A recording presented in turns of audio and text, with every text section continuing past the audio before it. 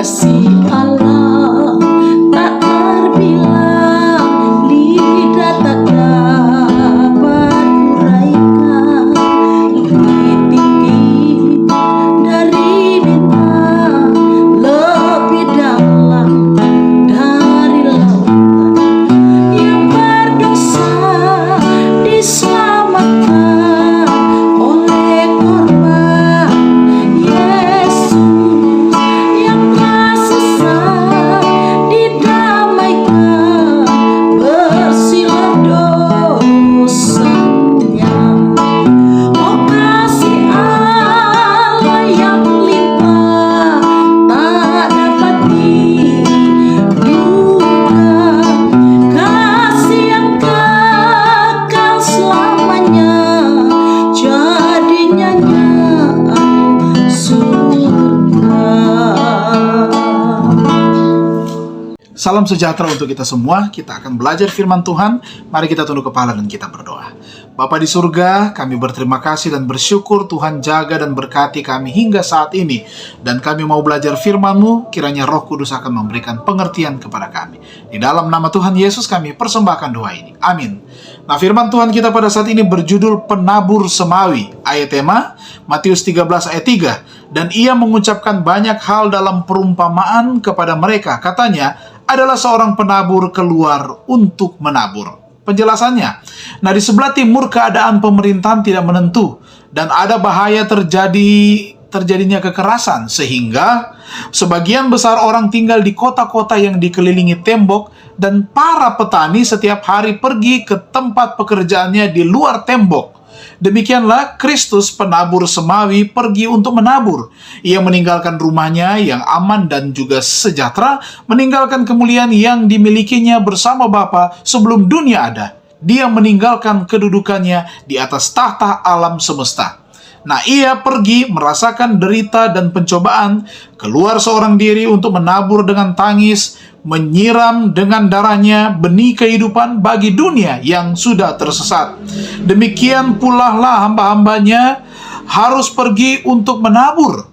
Tatkala dipanggil menjadi seorang penabur benih kebenaran, Abraham disuruh, pergilah dari negerimu dan dari sanak saudaramu dan dari rumah bapamu ini ke negeri yang akan kutunjukkan kepadamu. Kejadian 12 ayat 1.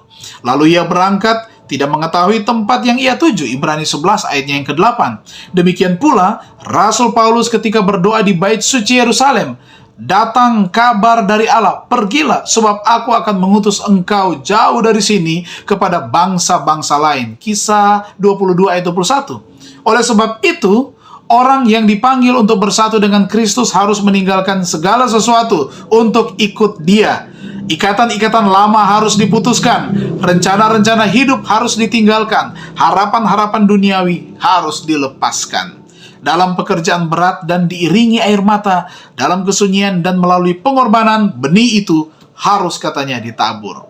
Penabur itu menabur firman. Kristus datang untuk menabur dunia ini dengan kebenaran.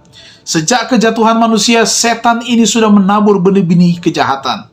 Pertama kali ia dapat menguasai umat manusia dengan dusta, dan ia masih tetap berusaha untuk menumbangkan kerajaan Allah di dunia dan membawa manusia dibawa akan kekuasaannya. Kristus datang menabur benih kebenaran, seorang penabur dari dunia yang lebih tinggi. Karena Dia yang telah berdiri dalam majelis Allah, yang telah tinggal di tempat yang maha suci, bait suci yang kekal, dapat membawa kepada manusia prinsip-prinsip kebenaran yang murni. Nah, sejak kejatuhan manusia, Kristus telah menjadi oknum yang menyatakan kebenaran kepada dunia. Melalui Dialah benih yang baka itu, firman Allah yang hidup dan yang kekal. Dalam 1 Petrus 1 ayat yang ke-23, disampaikan kepada manusia. Nah, dalam janji pertama yang diucapkan kepada leluhur kita yang jatuh ke dalam dosa di Taman Eden, Kristus menaburkan benih Injil. Tetapi adalah tugasnya secara pribadi bekerja di antara manusia. dan terhadap pekerjaan yang didirikannya, khususnya yang dimaksudkan dalam perumpamaan seorang penabur itu. Diambil dari seri Membina Keluarga halaman 22 dan 23. Mari kita renungkan bersama. Benih apakah yang dapat saya tabur untuk kerajaan Allah pada hari ini? Mari kita tunduk kepala dan kita berdoa. Terima kasih Tuhan, kami dapat lagi dikumpulkan untuk belajar lagi firman-Mu, untuk beribadah, menyanyikan lagu pujian, dan berdoa. Untuk itu Tuhan, kuatkan iman kami melalui kebenaran firman Tuhan yang sudah kami dengarkan dan pelajari bersama.